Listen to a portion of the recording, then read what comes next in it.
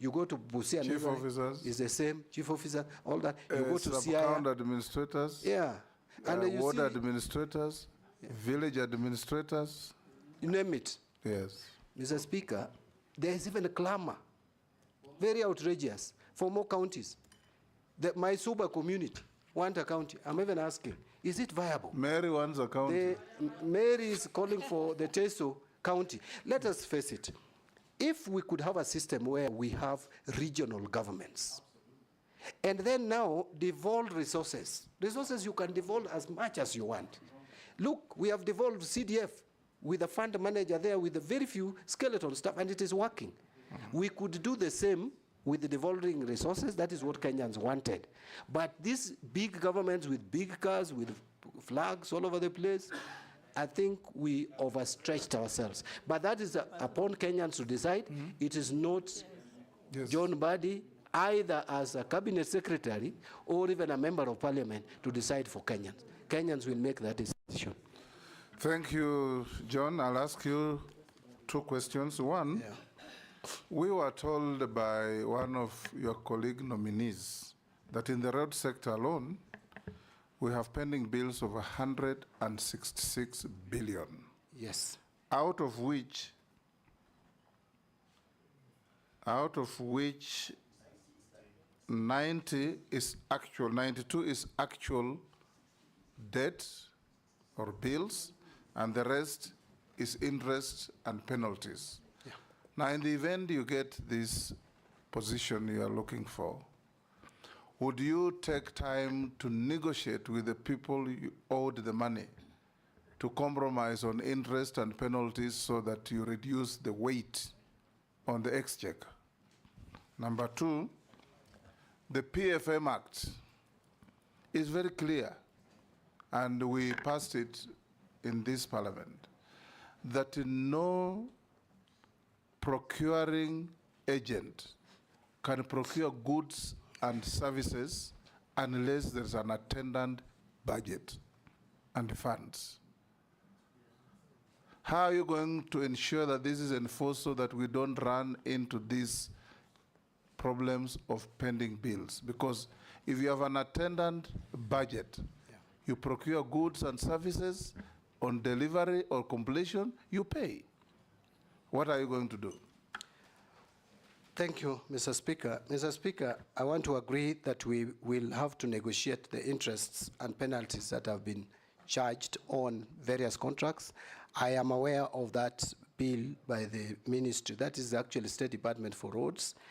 If you go to our records in Parliament, Public Accounts Committee had requested the Ministry of Roads to provide information on pending bills, analyzed, categorized in terms of principal sum, interest, and penalties. And we have that information in Parliament. I'm sure my colleagues will submit a report to the effect. We actually were recommending that the government negotiates with these contractors on the interest and penalties. But that you can only do if you show willingness and you show intention to pay. So I will work with the Cabinet Secretary for Roads and Infrastructure to make sure that we clearly demonstrate an intention to settle these bills. Road construction has stalled across the country as a result of this. And I will tell you, my constituency, where I come from, is one of them, as one project which has just stalled because of this. So we need to do this across the country so that the road construction resumes. Because we have already invested money in these roads. We can't continue keeping them. But we have constraints. Look at the budget of roads, Minister. In fact, I was saying that that budget, at the rate of 50 billion, the pending bills alone, you may require not less than 3-4 years. But then if you have to finance all committed. Churchill told us committed road projects. That's actually where I was heading. Are 1 trillion. Yes. If you have to commit to, for all commitments, you need 20 years. Committed roads, that is roads that have been started, their value, if you sum all of them across the country. So it's terrible. There are some initiatives which I think we should promote, where we get some of this road infrastructure done through PPPs. But there is also an initiative to negotiate, if the terms would be favorable, with some of the contractors that are coming from specific countries to take up this if it is within our budget ceiling, loan ceiling or debt ceiling, to take them up. Like the Chinese government has so many contractors around here who are doing roads using GOK funds. Currently, there are very few road projects done by loans from China. They are all working on roads funded by GOK funds. So we need to explore that. Finally, on procurement without budget, Mr. Speaker, this is again another problem. And the problem is not entirely that there is no budget. The budget is not there, but there is no money. The exchequer releases come late. Why? Because we are not able to collect. We don't have money. So we must just cut our clothes according to our sizes. That is the starting point.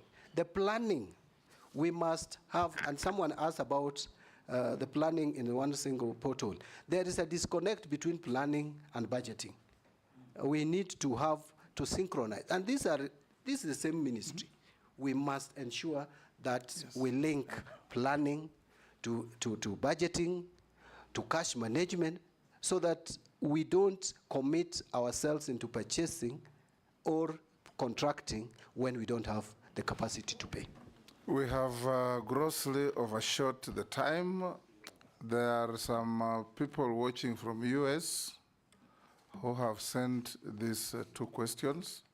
What is your view on the potential of blockchain technology within the financial sector, particularly in light of the blockchain technology report to 2020?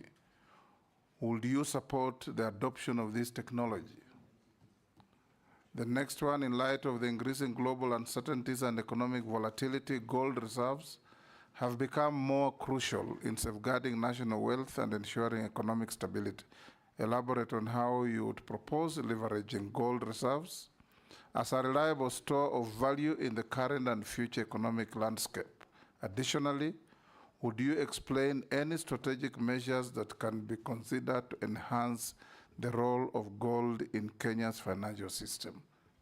Take at maximum 2 minutes.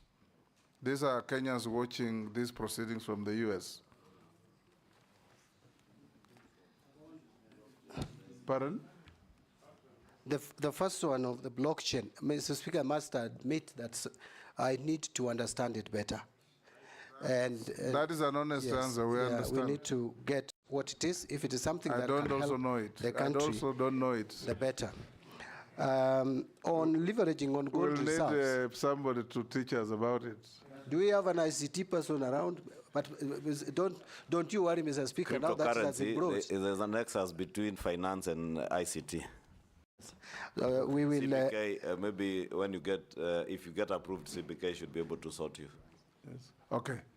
That's why I was saying that don't you worry, I will get. On the gold reserves, just say yes or no. Yeah, gold reserves, that actually we need as a country to move towards even establishing sovereign wealth funds, and gold reserves can help us in that. Yes. And those are areas, those are emerging areas that we need to look at. Thank you. Thank you. Lastly, John Mbadi, as a nominee, I have some few mundane questions for you. Have you ever been adversely mentioned in any integrity-related report or investigations? No. Do you hold any leadership position in any political party within Kenya? No, at the moment. You said you resigned. Yes. Can you tell us your net worth?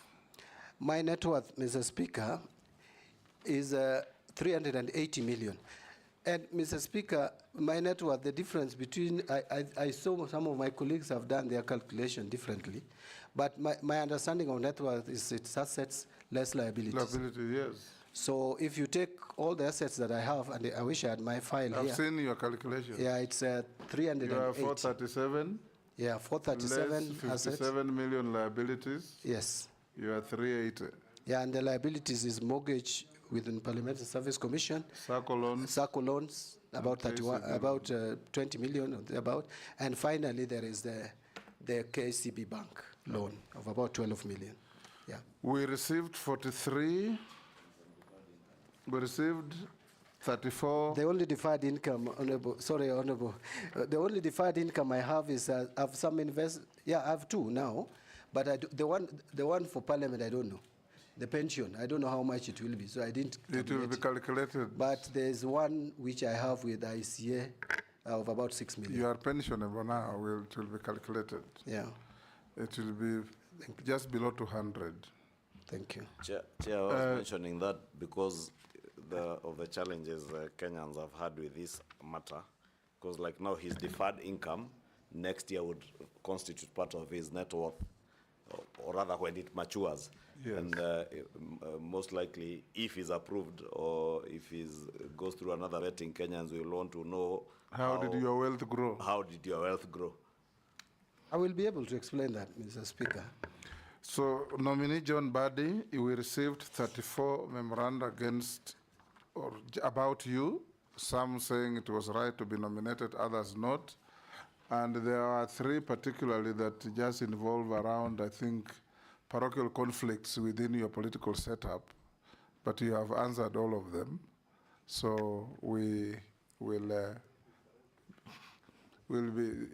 there's some things that clearly look parochial, how you quarreled with people in political meetings and so on.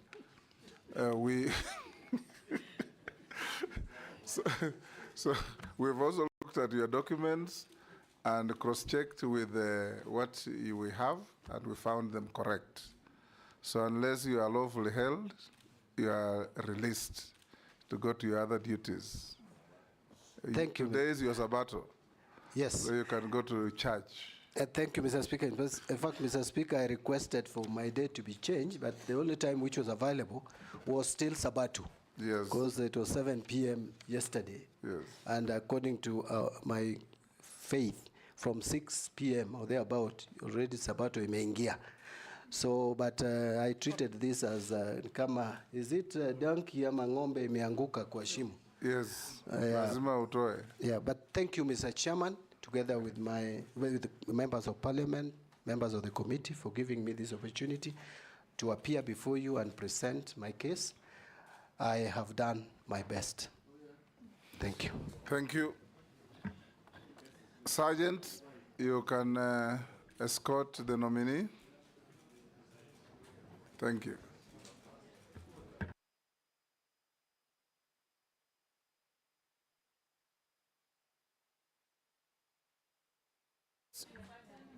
Pardon, we'll give you 5 minutes. And let me also say this. Of course, this was a candidate of immense interest, given the importance of the docket. There will be others with less immense interest. So we'll recover the time we have overshot with the next or the other. Yes.